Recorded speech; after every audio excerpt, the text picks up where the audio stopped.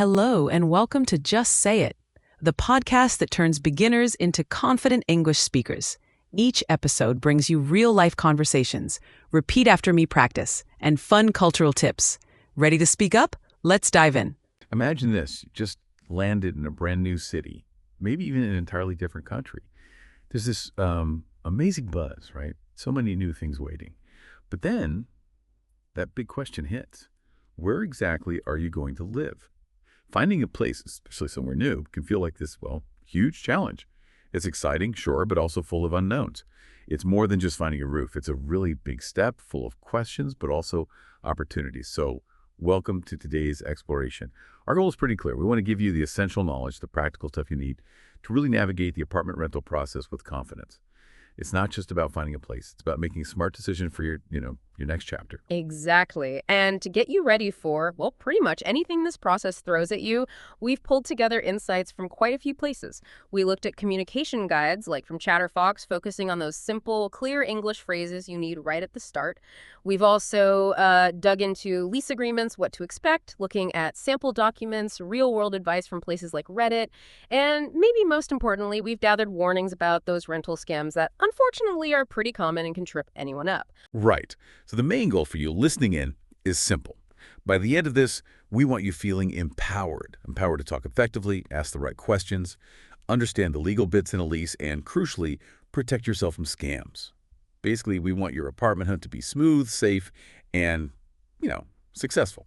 So let's get started. Okay, let's break this down starting right at the beginning. How do you kick off your apartment hunt effectively? Often, it's the simple things, the simple phrases that work best, isn't it? They just cut through any confusion. And our sources point this out. The first phrase you'll probably need, and Chatterfox really emphasizes this, is super straightforward but key. I'm looking for an apartment to rent.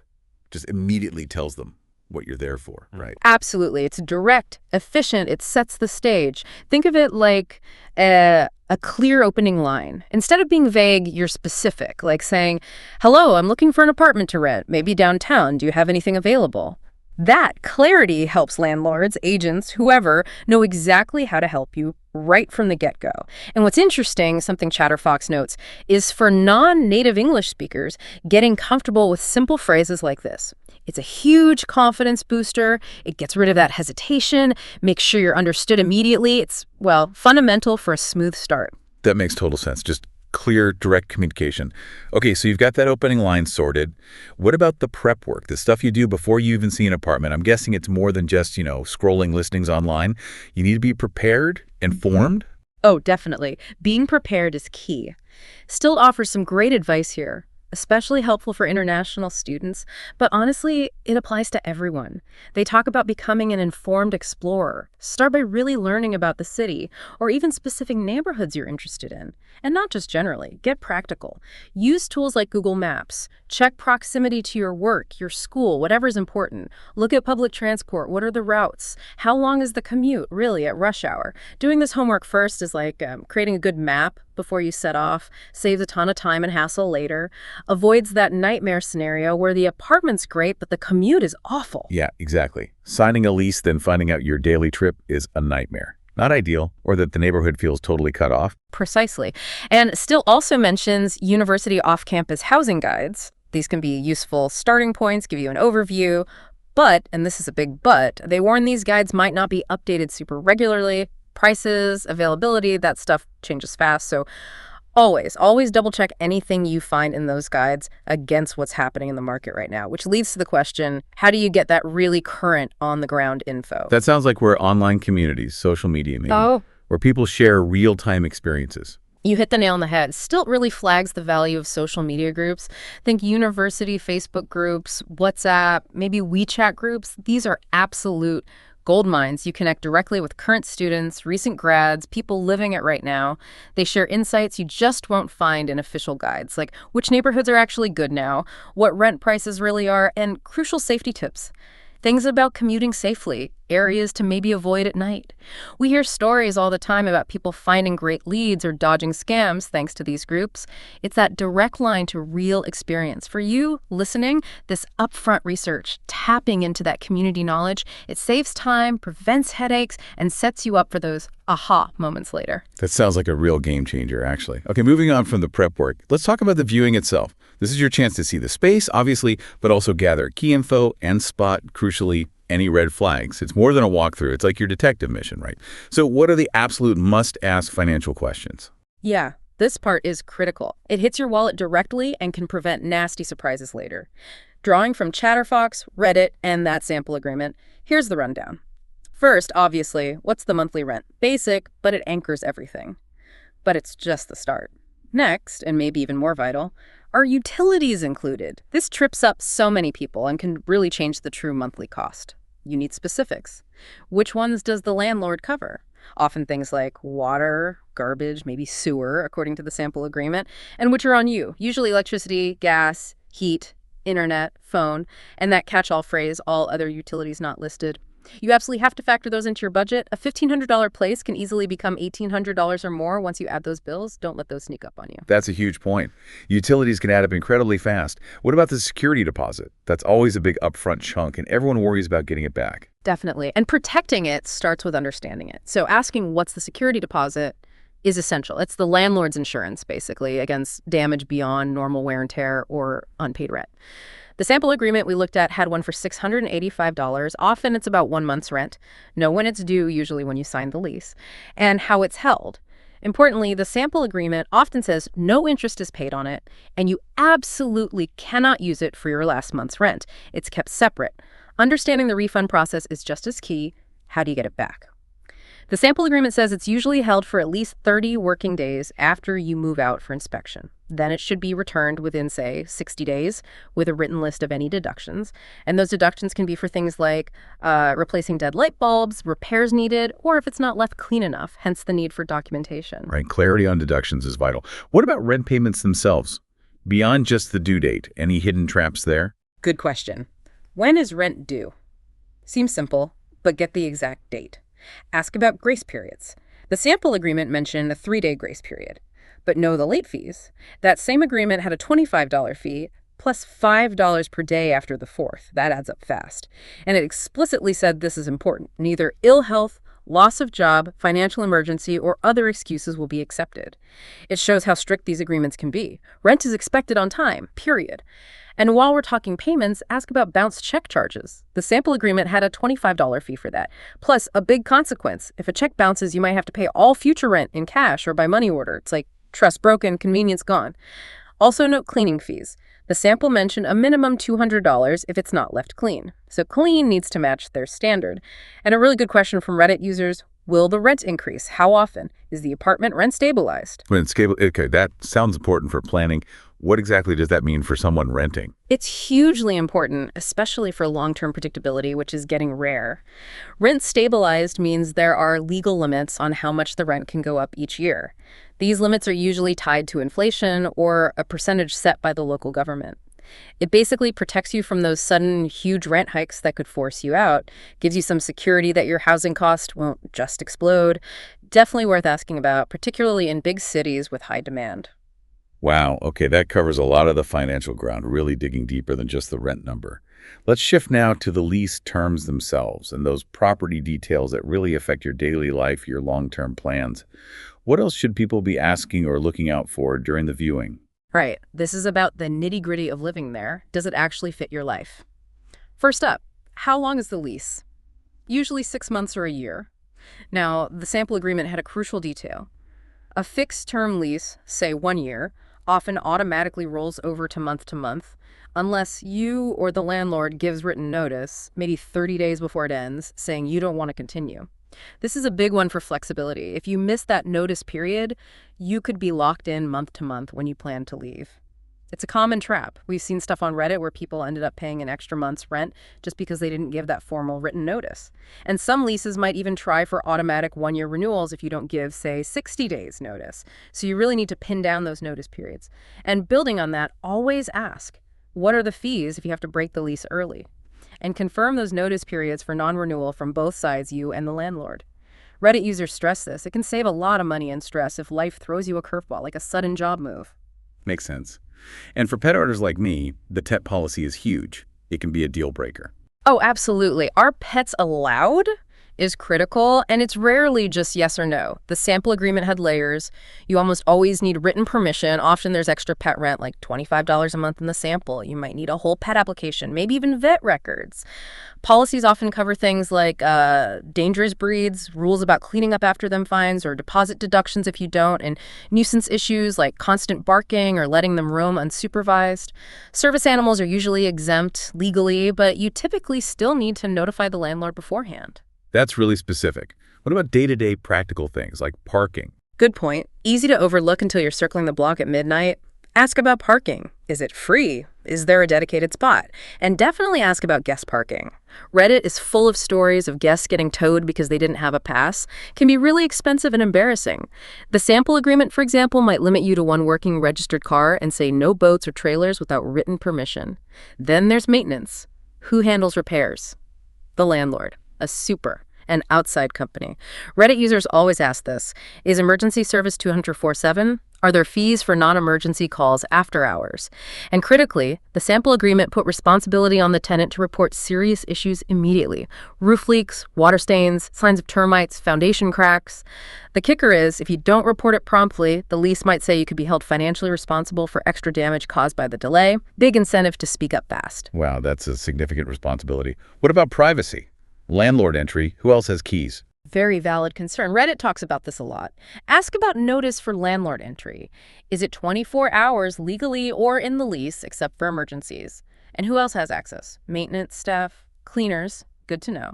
Also, can you make changes, like painting a wall, hanging heavy things, ask first, and practical amenities. Is there storage? What's the cost? Laundry in unit, on-site, coin-op. And here's a specific but smart tip from Reddit. Ask which way the windows face.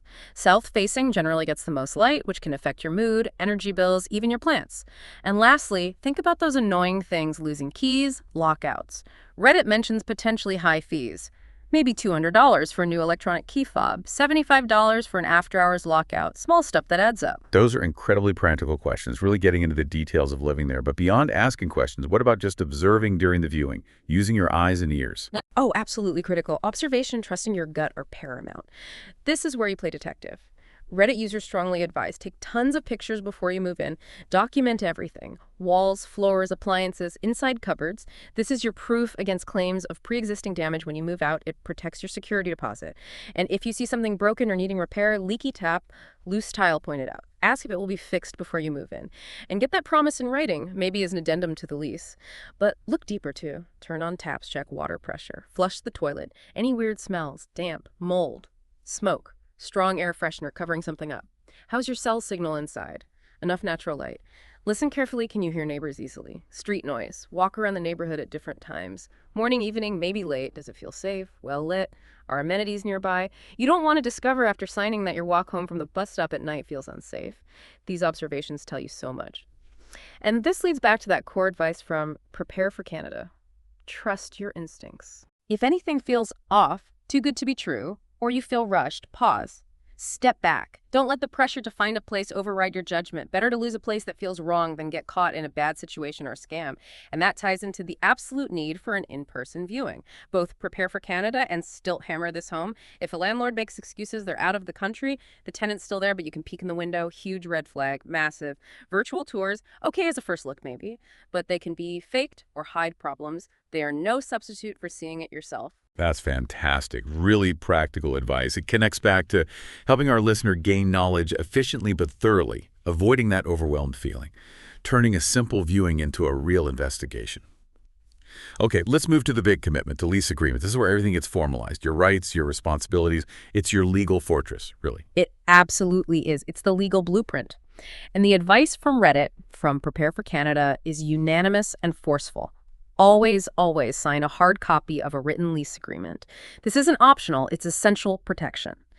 Verbal agreements, handshake deals, they're tools scammers love because there's no proof, no recourse for you. You're left totally exposed. We looked at a sample rental agreement, and it's a good example of what a solid basic lease should cover. Getting familiar with its clauses helps demystify it. A good lease lays out all the terms rent, conditions, responsibilities clearly. It protects both you and the landlord by reducing ambiguity. And here's a smart tip from Reddit. Ask for a draft lease before signing day. It's not weird, it's smart. It gives you time to read it properly without pressure. You can ask questions, maybe even get someone else to look it over. Make sure the landlord's full legal name, address, and phone number are on it. And crucially, ensure you get a signed copy for your records. That's your proof. Okay, so you've got the draft. What specific parts, what clauses should you really zoom in on? The ones that often cause problems or have hidden implications? Great question. Let's walk through a few key ones from that sample agreement because their impact can be pretty significant. First, look closely at Clause 1. Fixed term agreement. It sets the term, maybe a year. But the crucial part is often about what happens after it ends. Like we mentioned, it might automatically convert to month unless proper written notice, say 30 days, is given by either side. Missing that notice, you could be on the hook for rent you didn't plan on paying. It catches people out all the time. Then there's Clause 14, full disclosure, often near the end. It basically says you, the tenant, state you understand everything in the lease and all your obligations. Signing this means you're legally saying, I get it, I agree, even if you skimmed parts. Ignorance isn't a defense if you breach a term later. It really highlights why reading carefully before signing is so vital. It definitely puts the onus on the tenant to understand everything. It does. Next, Clause 9, removal of landlord's property. This can be harsh. If you remove anything belonging to the landlord, an appliance, a fixture without written permission, it can be treated as you abandoning the property and terminating the lease. It could lead to legal action. It's about protecting their assets. And remember, reporting building problems. Clause 12. Tenant notification of serious building problems makes that official. It says you agree to notify the landlord immediately about leaks, water spots, termite signs, foundation issues, etc.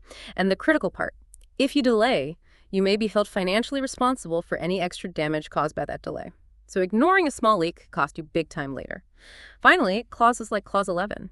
Utilities clearly spell out who pays for what landlord for water, sewer, tenant for electric, gas, internet, for example. This avoids future arguments, a common friction point.